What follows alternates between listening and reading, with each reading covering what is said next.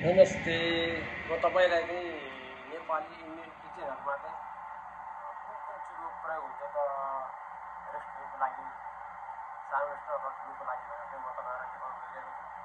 अनि तपाईले हेरेर यसको कमेन्ट, यसको प्रतिक्रिया दिनु होला, शेयर गर्नु होला, लाइक गर्नु होला है त। सबभन्दा सुरुमा तपाईको आउँछ तन्दुरी चुलो भनेर तन्दुरी हुन्छ।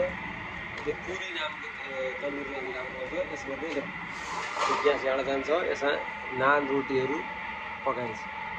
यस चुलो भन्छ तन्दुरी। कति बढाउनु भनेको यहाँ अङ्क हुन्छ, अङ्कमा हुन्छ। यो चाहिँ 500 सम्म हुन्छ।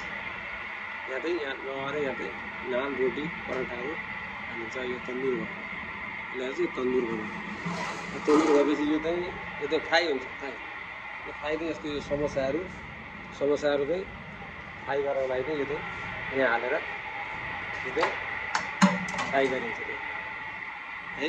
अनि त्यहाँ अहिले आएको नयाँ चुलो चाहिँ यो 3 स्टेप हुन्छ। एउटा 2टा स्टेप हुन्छ। यसमा 6वटा फ्राई प्यानहरु राख्नुहुन्छ। यो फ्राई प्यानहरुलाई यसरी डबल यसरी छड्के बनाएर राख्नुहुन्छ। डबल राख्नु मिल्छ। यो चाहिँ नयाँ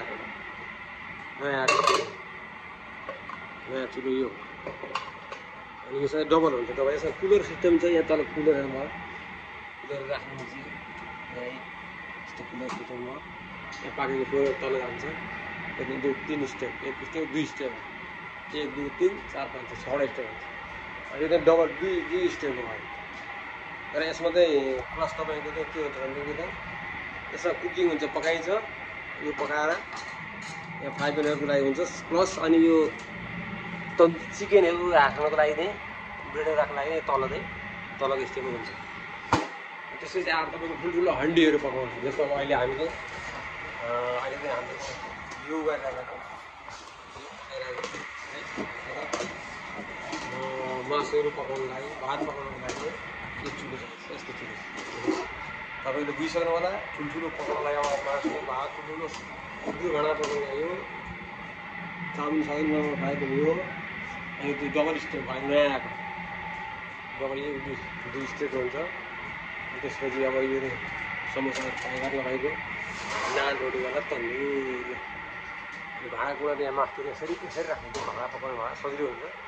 अनि यहाँ केही भयो भनेदेखि तपाईँको चाहिँ आगो लाग्यो भने जस्तो यो राखिराखेर यो राखिरहेको छ नि, यो अटोमेटिक आगो लाग्यो भनेदेखि त्यहाँ यो फायर फाइटिङ हुन्छ। यो फायर फाइटिङबाट अटोमेटिकली यो चाहिँ ग्यास लगाएर आगो चाहिँ हुन्छ। कति सेक्युरिटी छ है। र तपाईँहरूलाई कस्तो लाग्यो मेरो यो आजको यस बारेमा चाहिँ प्रतिक्रिया दिनु होला। धन्यवाद। नमस्ते।